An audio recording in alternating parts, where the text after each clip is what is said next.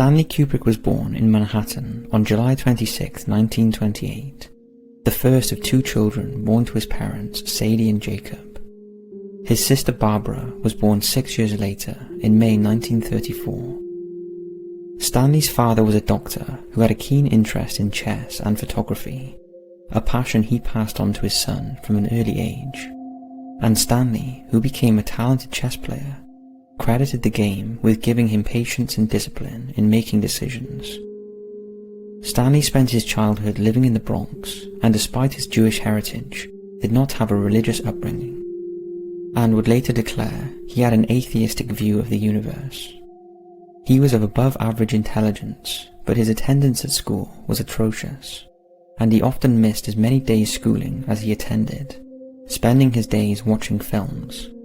He also had a keen interest in photography, and encouraged by his father, who bought him his first camera, he sold his first photograph to Look magazine at the age of just 16. The shot was of a dejected newspaper vendor displaying headlines announcing the death of US President Franklin D. Roosevelt. Possibly spurred on by the sale, Stanley aborted his studies at the City College of New York at the age of 17, and became an apprentice photographer for Look magazine, and was later taken on full-time. He supplemented his income during this period by playing chess at various Manhattan chess clubs. Stanley quickly became known for his storytelling in photographs, often reflecting his own emotions and childhood memories, usually in ordinary but contemplative images. Stanley also had a passion for jazz music and was regularly assigned to photograph numerous high-profile jazz musicians, including Frank Sinatra. This gave him an insight into the showbiz world that he later grew to detest. In May 1948, Stanley married his first wife, childhood sweetheart, Tob Metz, and they lived in a small apartment just north of Greenwich Village. During this time, Kubrick began attending film screenings at the Museum of Modern Art and the cinemas of New York City, and he became fascinated by the complex, fluid camera work of the director Max Ophüls, whose style greatly influenced him in the films he made.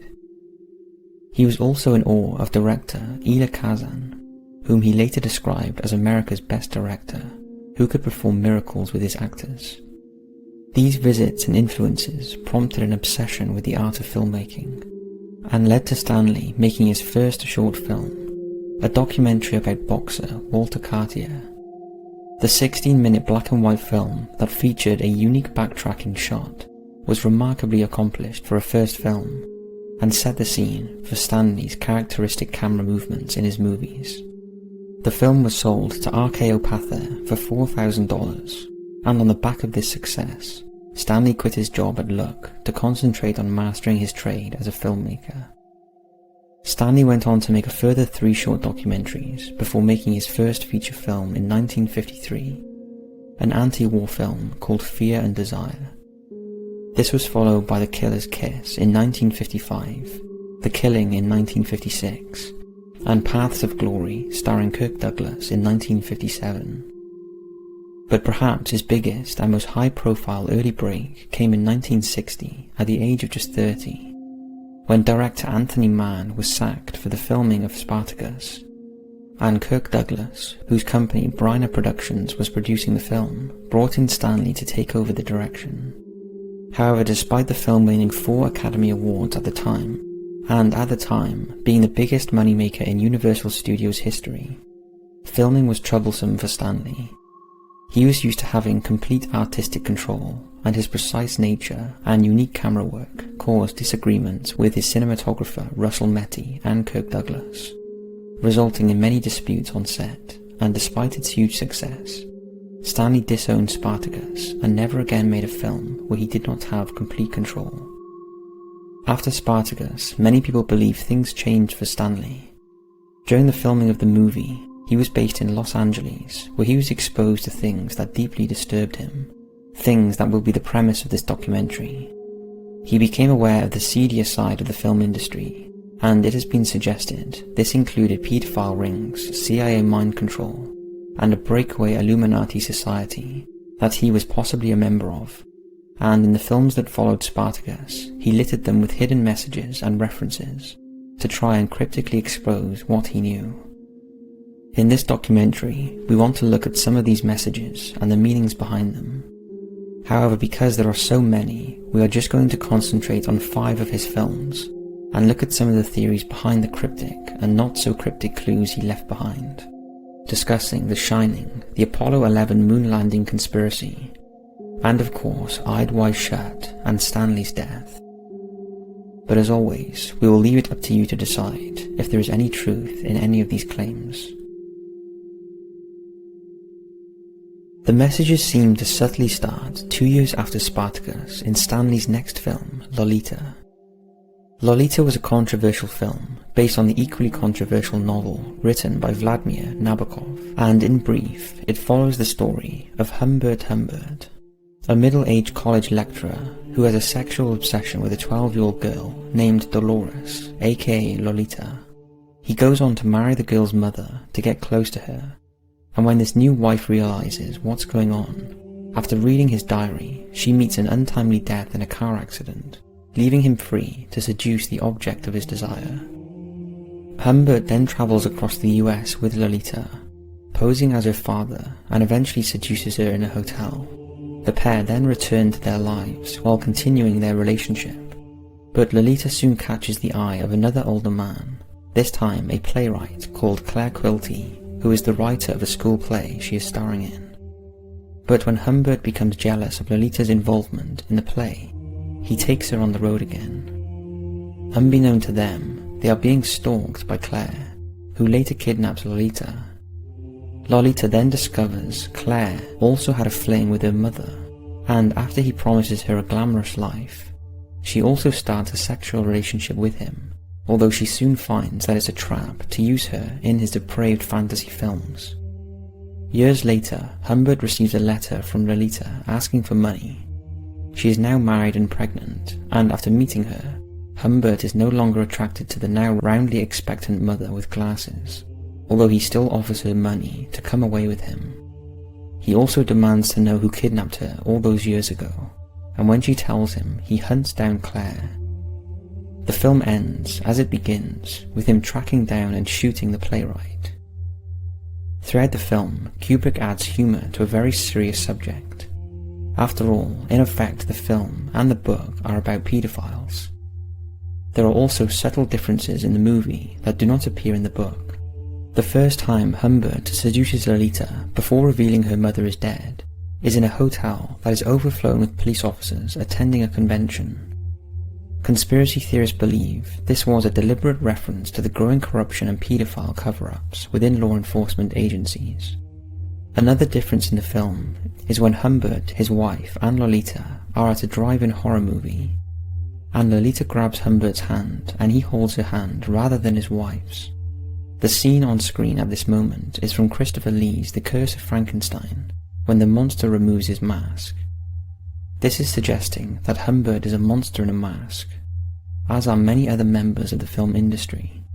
Many also believe Kubrick chose the subject of the film as a way of telling the world about the murky world of paedophilia within the film industry, and it seems he could have been right, as today more than ever, paedophilia has moved from the murky depths of society to the forefront of our moral awareness, and we now know that it happens, and happened much more often than anyone could have ever imagined in all areas of society.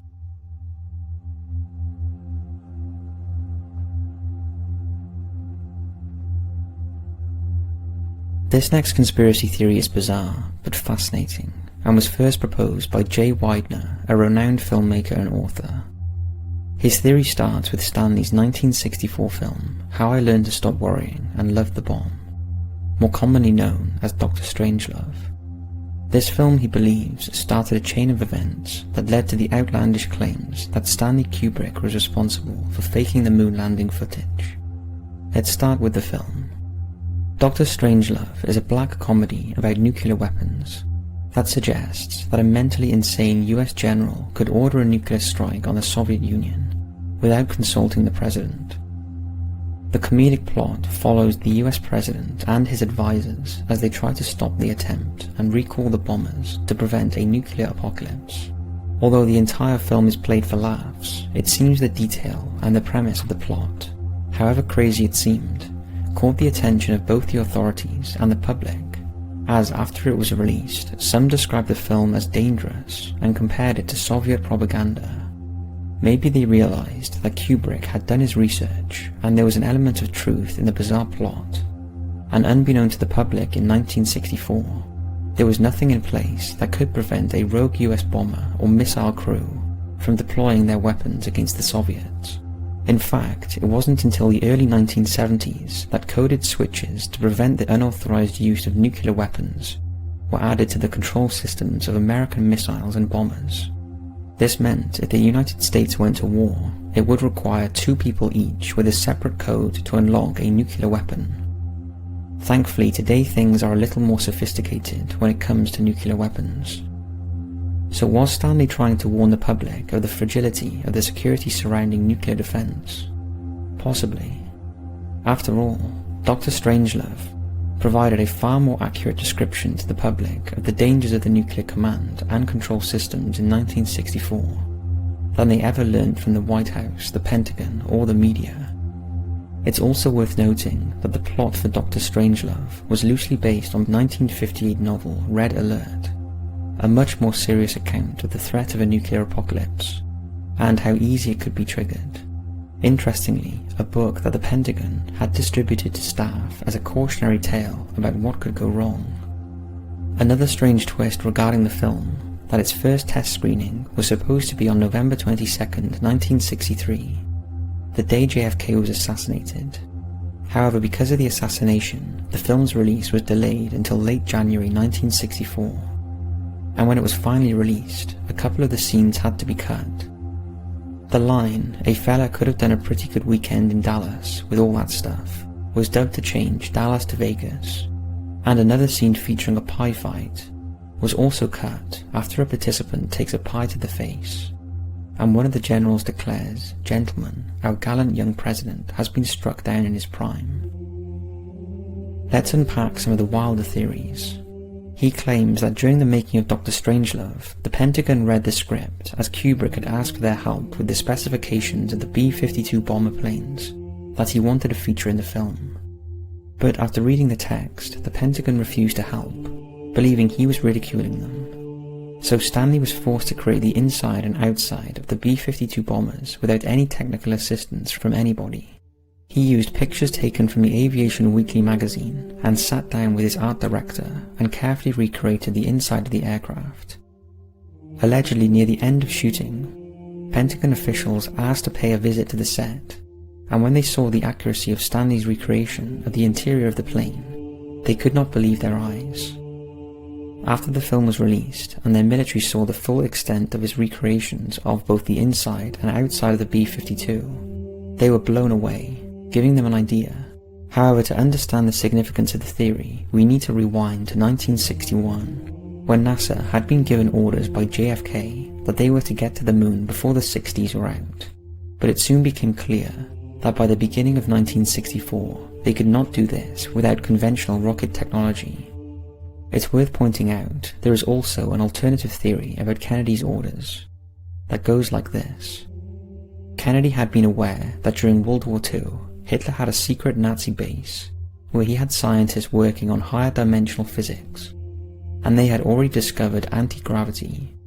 And after the war, these scientists were utilized by the US and the Russians and split between the two countries. Allegedly, Kennedy wanted the technology released and tried to force NASA's hand into releasing it by giving orders that he wanted to get to the moon by the end of the 60s. Knowing the only way he could do that would be to release the technology he knew they had. It would also mean that we wouldn't need nuclear reactors because it was free energy. But NASA didn't want to release the technology, and knowing with standard rocketry they could not get to the moon, they had to come up with something else. Enter Stanley Kubrick. It's proposed that in 1963, shortly after Kennedy had been assassinated, the Pentagon watched Dr. Strangelove and saw an opportunity that meant they would not have to release the technology, but could still make it look as if a man had landed on the moon. And with Kennedy conventionally now out of the picture, they hired Stanley Kubrick to fake it. From a technical point of view, he was the most advanced filmmaker in the world, so they made him an offer he couldn't refuse. An offer that if he had refused, probably would have cost him his life. So Stanley set about devising a ruse in the form of a science fiction film called Voyage to the Stars with Arthur C. Clarke, and he used the making of this film, which later became 2001: A Space Odyssey, to act as a cover for the shooting of the Apollo imagery. Stanley used front screen projection, which he was a master of, for both the ape scenes in 2001: A Space Odyssey, and to fake the Apollo landings. Those that believe this theory claim that if you watch the footage of the Apollo 11 moon landings, it's crude and obviously a set, and his second attempt with Apollo 12 must have gone wrong, and was explained away by claiming one of the astronauts accidentally damaged the camera by pointing it at the sun.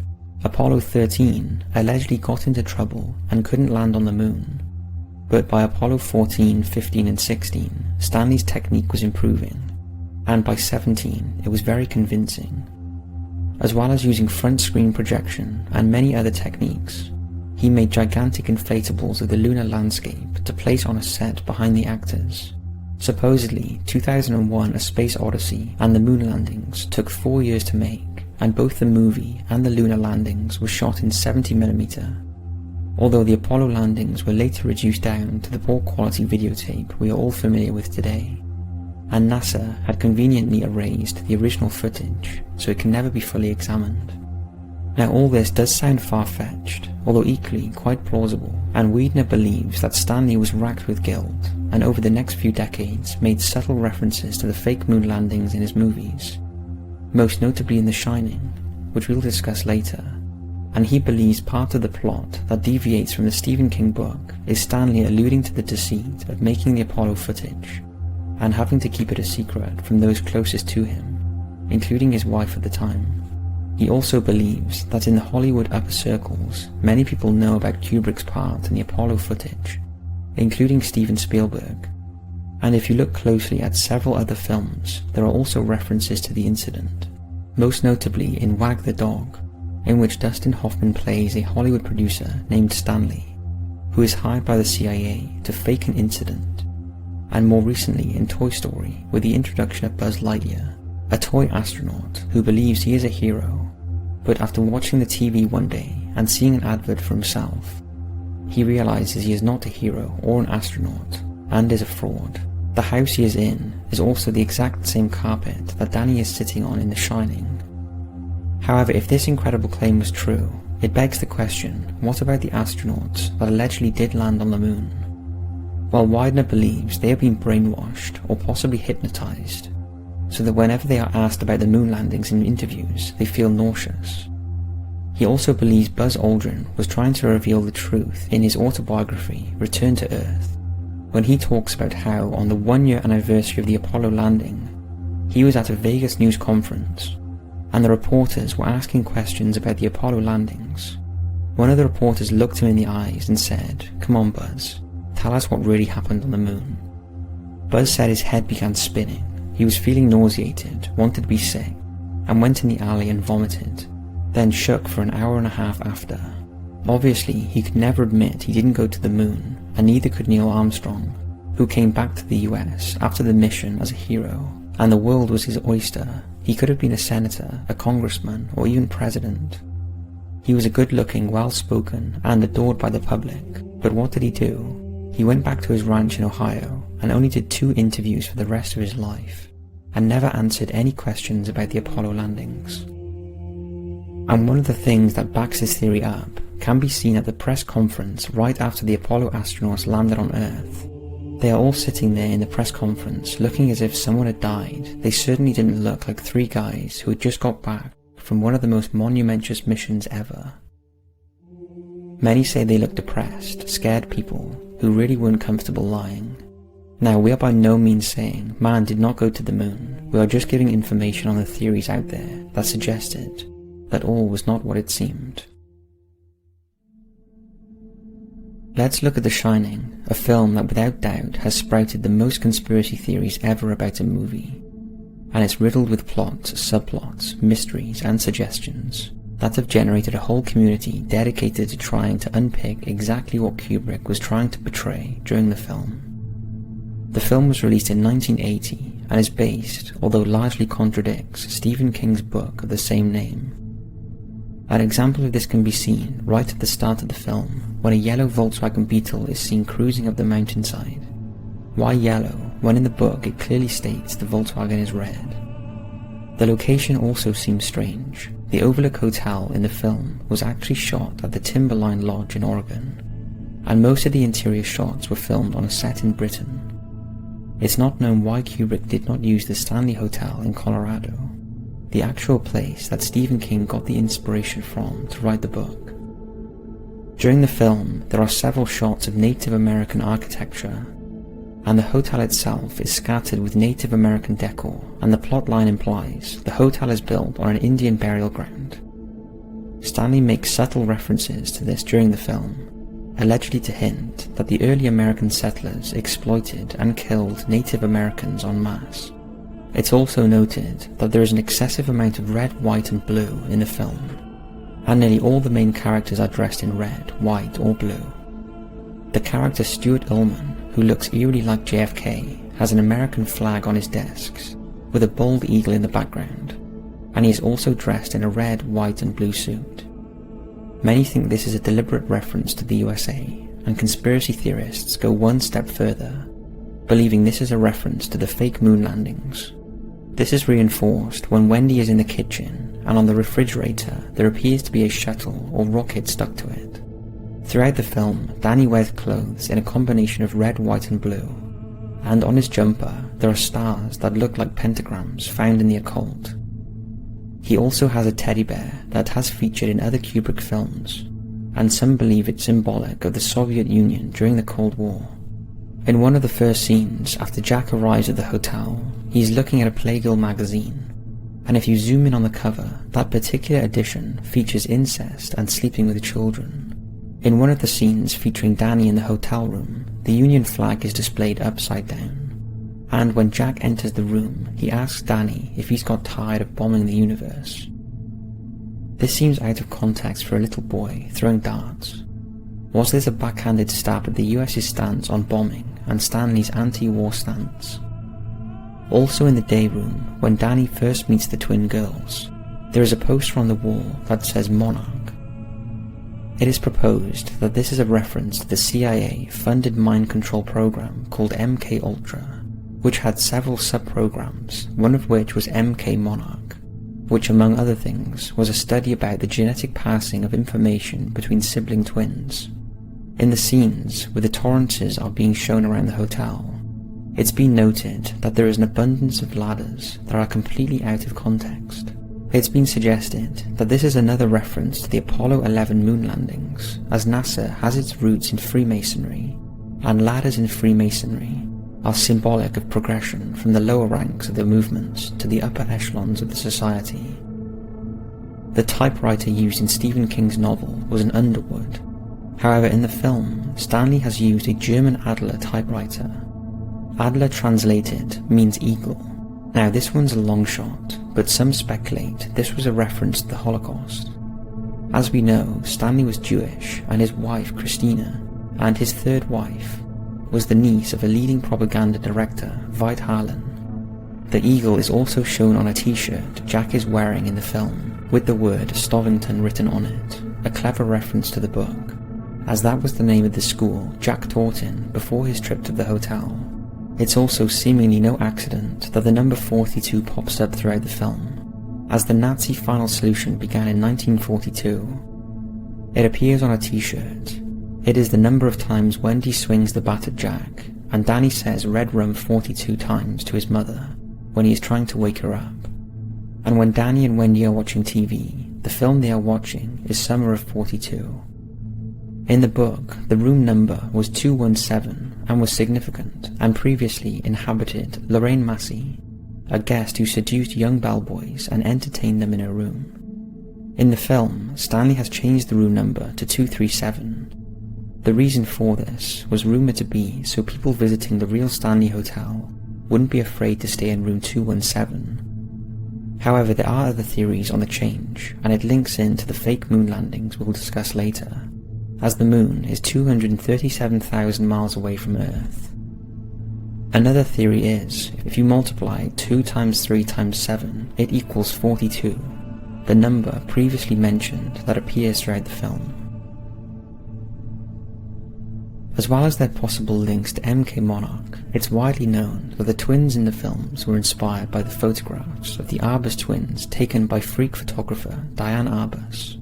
And if you put the photos side by side, you will see one is smiling and one is sad, exactly the same as the original photograph, but opposite ways around.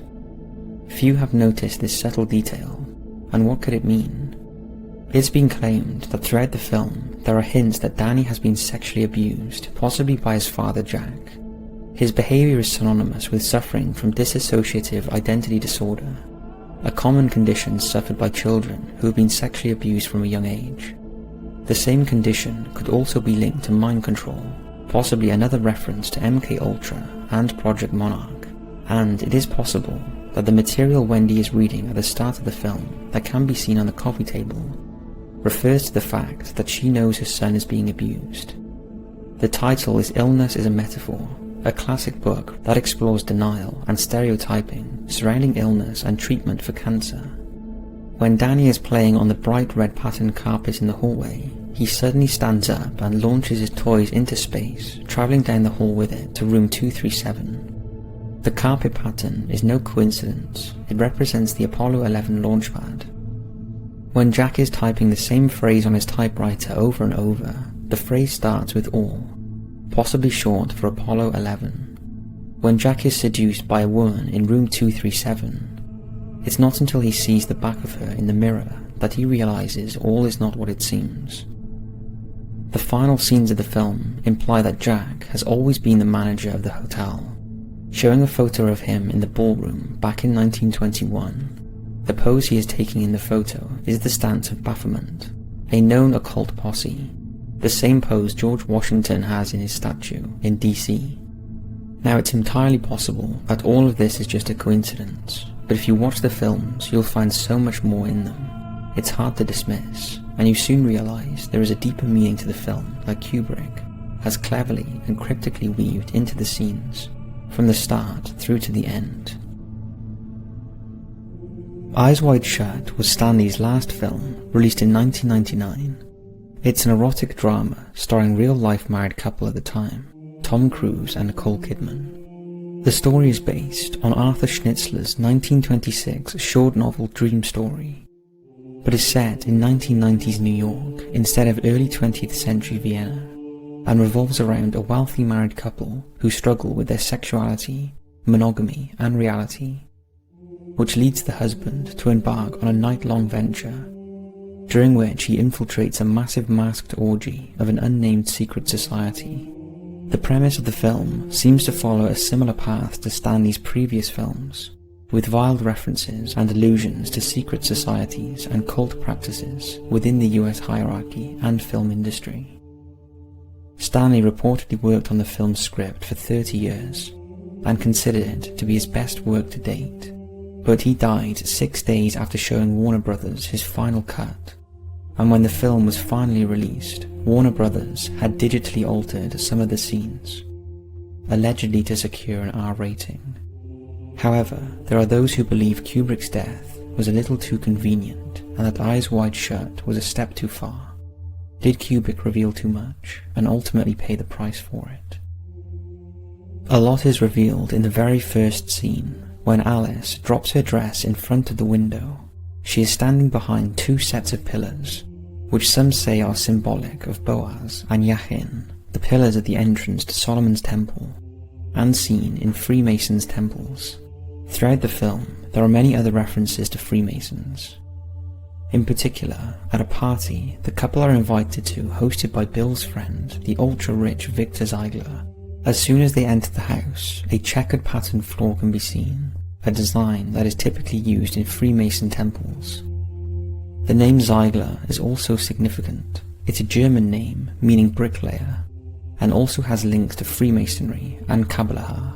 Also, one of the guests at the party has blue forget-me-not flowers in his lapel, a flower that is a well-known symbol in Germany as a message not to forget the poor and despairing. It was also originally used by Masons as a means of recognition, and in modern Masonry is a symbol used to remember members who were victimized by the Nazis. Another symbol linked to Masonry and the occult is the double-headed eagle that can be seen on the back of the Master of Ceremonies chair at the masked ball Bill attends. Other symbols scattered throughout the film refer to the Illuminati and the occult.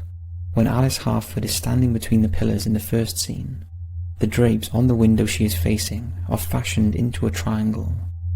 As most know, a triangle or pyramid is a recurring Illuminati symbol. It's also no coincidence that Alice and her daughter Helena both have red hair, and the colour red features predominantly throughout the film. Red represents the Scarlet Woman, a female goddess recognised in the Illuminati and the occult. The name Helena is also significant, and possibly inspired by Aleister Crowley, an English occultist who founded the religion of Thelema, an alternative religion that is still followed today, and whose most prominent modern-day follower is a lady named Helena. Tom Cruise's character is called Dr. Bill. Some link this to money, in particular the US dollar bill, something the character in the film frequently uses to get what he wants, and possibly a reference to the industry's propensity to buy silence, as well as the Illuminati symbolism featured on the bill. The name Alice is also no coincidence. It's most likely a reference to the main character in Alice in Wonderland, a fairy tale about a privileged girl who is bored with her life and who goes through the looking glass to end up in Wonderland. In Eyes Wide Shut, Alice is often shown staring at a mirror, grooming herself, or maybe looking for something more to life. At the start of the movie, almost everyone who talks to her comments on her beauty, and it appears her daughter is also following her footsteps. The promotional images for the movie show Alice kissing Bill but looking at herself in the mirror. Many believe in these scenes Kubrick is pointing to the industry's obsession with looks and beauty. Throughout the film, there are references to rainbows, and many believe this is a nod to The Wizard of Oz, a story inspired by the book of the same name written by ardent occultist Frank Baum. It is also thought to have been the name of a programming matrix used in Project Monarch as part of the covert CIA operation known as MK-Ultra, which began in 1953. The operation has also been linked to the Illuminati and is allegedly still in use today. It experimented with a trauma-based form of controlling human behavior without the subject's knowledge. Was Kubrick trying to expose this sort of mind control in the film industry and the ultra-rich society? Possibly as it suggested that the women prostitutes brought into the elite parties featured in the film were beta programming slaves, women who were products of mind control. This is highlighted when Bill and Alice separate at Ziegler's party and are both propositioned and actively encouraged to cheat on one another. However, Bill's flirting is interrupted when Ziegler calls him to his gigantic luxury bathroom, where he finds him getting dressed, seemingly unconcerned about the naked, unconscious woman lying on the floor next to him, who is apparently overdosed. When the woman regains consciousness, Ziegler talks to her in a strange abject manner, highlighting the fact that he's the master and she is the slave. After the incident, Ziegler urges Bill to keep everything he just saw a secret. Was this Stanley's way of saying that extreme wealth does not necessarily equal high morals and honesty? The scene is in stark contrast to when Bill and Alice first entered the party, when Ziegler and his wife welcomed them, and the two outwardly decent couples talk about respectful things in a room full of enchanting fairy lights. It's very apparent throughout the film that the marriage of Bill and Alice is crumbling, but the couple put on a united and happy front when attending social events organised by Bill's wealthy clients. Is Stanley hinting at the false nature of relationships within the showbiz world? But there's more, a whole lot more. When Bill finds out his wife was tempted to cheat, he then goes on an extraordinary journey that eventually leads him to Somerton, a magnificent mansion in Long Island, where he finds a large group of masked people participating in anonymous masked intercourse with strangers in a ritual environment. Interestingly, the building used to film the outside scene of this luxurious house is Mentmore Towers in the UK. Mentmore Towers was built for a member of one of the most powerful and influential elite families in the world, the Rothschilds. By selecting this location, was Kubrick trying to expose the real-life equivalents to the ultra-elite characters in the movie, subtly warning the viewers not to be fooled by appearances and not be impressed by displays of wealth, and trying to warn the world about the occult elite and its depraved ways. Once inside the mansion, the movie takes a dark turn. Gone are the colourful lights and trappings of wealth. These are replaced by an eerie stillness and silence of creepy masks hiding the true faces and identity of the elite. The background music also dramatically changes to a song called Backwards Priests, and features a Romanian Orthodox divine liturgy played backwards.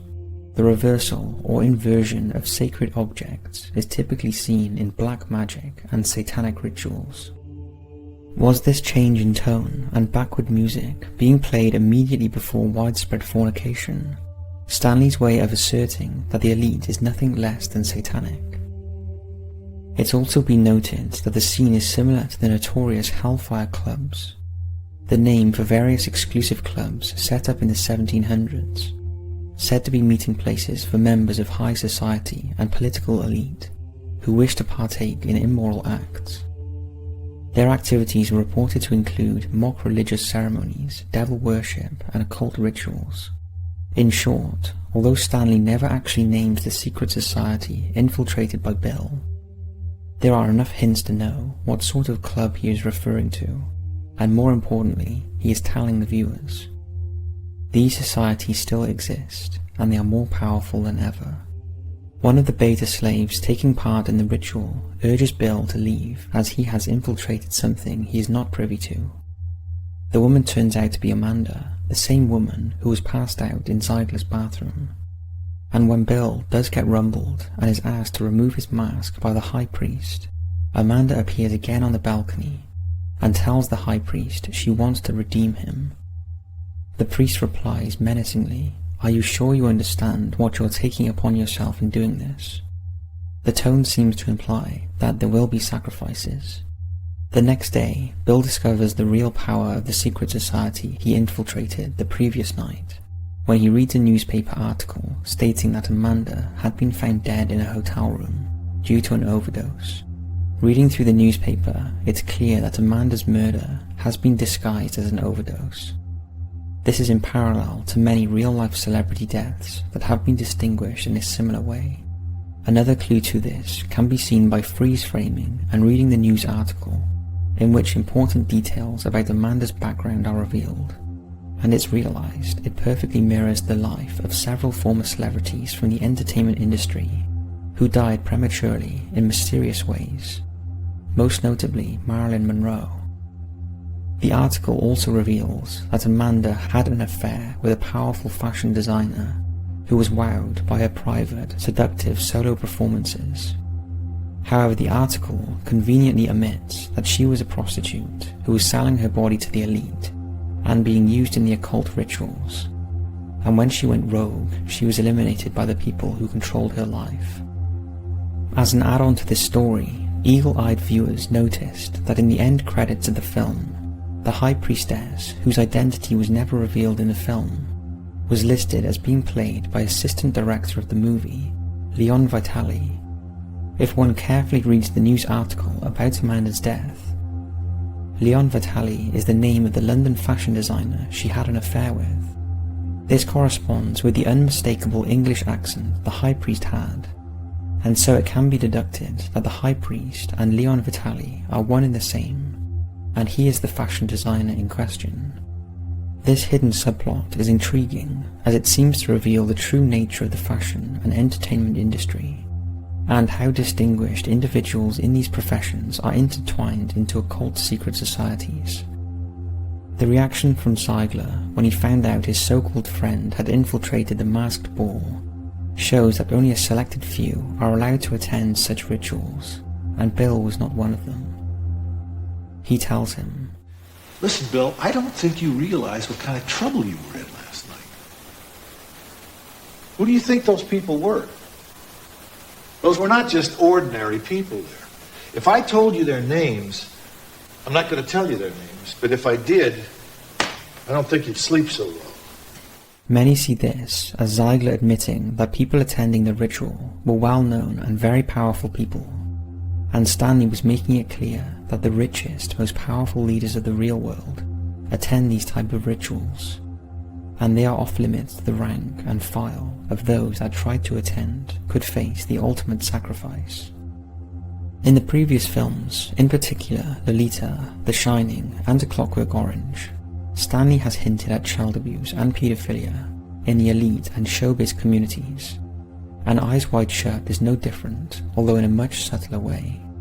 For instance, after Bill returns his costume to the shop after attending the masked ball, he immediately witnesses the darker side of it all. The shop owner, who had previously been outraged when he caught his underage daughter with two Asian businessmen, has had a sudden change of heart. He now stands behind the shop counter and sells his underage daughter as if she was another product. Bill soon realizes that young girls are being sold to the elite, who are turning them into beta slaves. It is also no coincidence that the story is called Rainbow. Throughout the movie, Helena, Bill's daughter, is being brought up to be another Alice.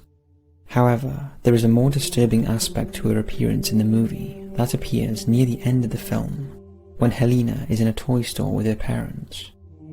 Also in the shop, standing behind the little girl, are two men who didn't really feature in the movie, but who were at Ziegler's party at the very beginning of the movie. It's theorized that these two men are part of the secret society and have been stalking Bill and his family to get close to Helena.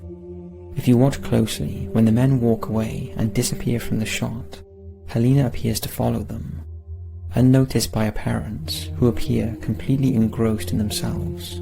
Is this a very subtle way of saying that Helena will be sucked in by the beta slave system of the secret society? After the release of Eyes Wide Shut, it emerged that filming for both Nicole Kidman and Tom Cruise had been a challenging process. Stanley was notoriously hard to work with. He was secretive and a perfectionist, and often changed the script with little or no notice. He kept pushing back the promised end date of the filming, and it overran by at least 9 months. The film still holds the record for the longest continual movie shoot. In particular, Stanley taunted Cruise, and on one occasion made him walk through a door 95 times to capture one shot. Cruise also spent long periods of time walking on a treadmill, because Stanley wanted the movie to be set in New York City, but he was too afraid to fly there, so instead the backdrops were filmed in New York City, and Cruise had to walk on a treadmill in London, with the imagery behind him. Stanley also refused to show the actor dailies of each day's filming. Watching dailies is normal standard practice during filming, so the actors can look back on their day's work and make improvements where necessary. Because Cruise was in practically every shot, it would have been vital for him to view these so he could adjust and improve his performance. In a bizarre move, Stanley was also determined to push Kidman and Cruise to examine their own relationship and draw parallels between their lives and the characters they were portraying in the movie. It's rumoured he held intense interview sessions separately with the couple, urging them not to disclose the content of their sessions with each other. This secrecy led to tensions in their own marriage. In another odd move, Stanley modelled Bill and Alice's bedroom in the movie on Cruise's and Kidman's real-life marital bedroom.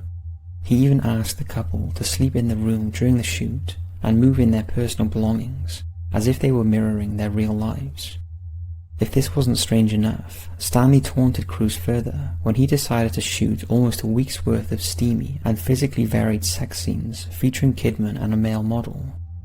He banned Cruise from the set during this time, and despite the duration of the shoot, in the end, Stanley used less than a minute of the shoot in the final cut.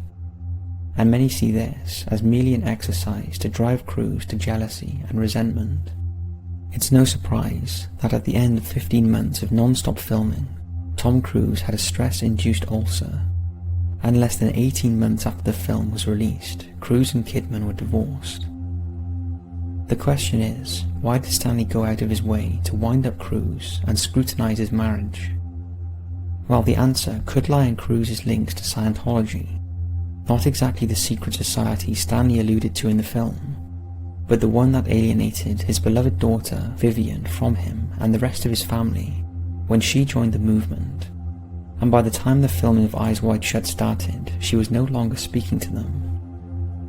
After the loss of his daughter to the movement, many believe Eyes Wide Shut became a father's requiem for his lost daughter, and the final scene we looked at earlier that alludes to two men kidnapping Helena is in fact mirroring the fate of Stanley Kubrick's daughter when he lost her to Scientology. 4 days after screening the final cut of Eyes Wide Shut to his family, Tom Cruise, Nicole Kidman and Warner Brothers executives, Kubrick unexpectedly died in his sleep. What makes his premature and unexpected death questionable is the nature and timing of it. Stanley suffered a sudden myocardial infarction, but it's worth remembering that it's relatively easy to induce a heart attack. There are chemicals, some of which are classified, that can be used to induce premature heart failure, most notably used by special agents and spies to assassinate targeted people quietly. The final cut of Eyes Wide Shut must have sent shockwaves throughout the showbiz executives who viewed it, and did it reveal too much? Was it all far too close to home? Possibly, although it does seem inconceivable that Stanley Kubrick was murdered because of a film. But there are those that believe that he was, just as other celebrities have in the past, for knowing or threatening to expose too much. Stanley was quoted as saying, "Be suspicious of people who have or crave power. Never ever go near power. Don't become friends with anyone who has real power. It's dangerous." Prior to the screening of Eyes Wide Shut, it was reported Stanley was nervous, but he refused to edit his film to please the industry. Even the title was controversial, as Eyes Wide Shut is an Illuminati term that means how most people go through life blind to what is directly in front of them in plain sight. After Stanley's death, Steven Spielberg was drafted in to complete both Eyes Wide Shut and also Stanley's film AI, and the versions that eventually aired were watered down, changed versions of Stanley's original vision. But did Stanley leave us with one last clue? He insisted that the release date for Eyes Wide Shut had to be July 16th, 1999, exactly 30 years to the day of the Apollo 11 launch. Was this another clue? And unbeknown to Stanley Kubrick, the final one?